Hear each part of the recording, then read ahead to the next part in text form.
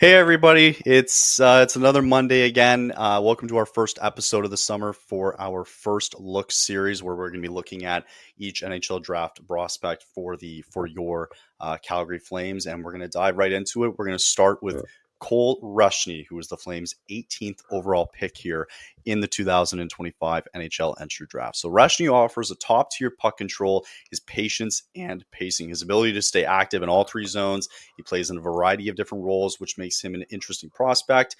He has a strong two-way traits, which show him a tendency to be effective in all situations for scouts, versatility, effective play in a lot of different roles and different situations that can really be constructed as floor raisers. So he may not be the biggest player on the ice, so his size really shouldn't be an issue if he can continue to add some mass to his frame. You'd see a modest uptick in goals from the 2023-2024 season, where he had 21, whereas last year he had 26 goals. So it was Reschny's effectiveness as a playmaker that showed up on the score sheets, nearly doubling his assist totals from one season to the next. Reschny had an impressive first draft eligibility season, producing an impressive 92 points in 62 games before adding 9 goals and adding 25 points in 11 postseason games. So, he's that kind of do-it-all center guy for the Victoria Royals. Again, high-level playmaker from this past class.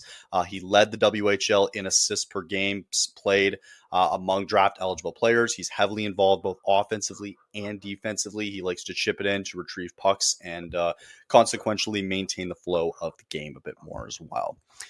His small size is less of a concern because he doesn't let it prevent him from making an impact. So he's a candidate. He was a big candidate to be chosen there in the first round.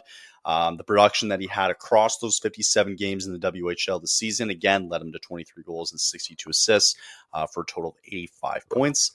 He did have a great plus-minus rating. He was at plus 41 for the entire season. And in the WHL scoring overall, he found himself in 10th place. But what limited him to draft-eligible skaters, he climbs up to second. He did climb up to second in that list. His production was terrific, especially for an 11.9% shooter. It was the worst shooting percentage of his entire WHL career, despite being drafted here 18th overall by the Flames. So it's incredible how he even did it in the first place. So a big reason is that a big part of what he brings to his game is the superb hockey brain that he has. He reads plays really well. He displays exceptional passing ability to put his teammates in positions to score. He's an elite creator of space for his line mates, waiting for perfect moments to dish pucks across. And he's able to force defenders on him so that he's able to move around him and and be able to have more breathing room as well. So he maximizes the fullest potential of a roster that lost more games in regulation alone than they won last season for the Victoria Royals. He's also adapting to gathering loose pucks, and though he can be outmuscled, he's willing to engage in puck battles, and he holds his own in those situations. So his possession game is really, really good. So he's kind of going to be that do-it-all player for the Flames. It means the sky's really the limit for him in terms of his potential. His abilities really make him the ideal candidate to take over maybe as that middle six to top six center role for the Flames. And hopefully he has a good supporting cast around him as well that could ultimately raise his ceiling too. So in the immediate future, he's going to be set to join the University of North Dakota for the upcoming 2025-26 season.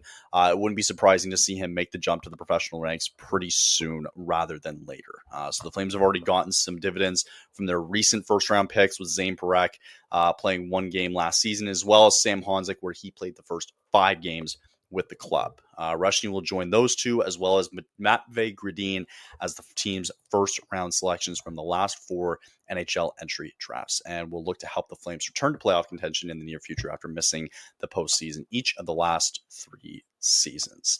So that's a quick little take, guys, on Cole Reschny. That is our quick little short that we're going to have for you guys. Stay tuned for next Monday, where we will have Cullen Potter on for this short. So this is what it's going to look like for the good chunk of the season for the summer, where we're going to go over some quick analysis of our draft prospects and get you guys to get a better understanding of who we drafted. So thank you guys for listening, and we will see you guys on the next episode.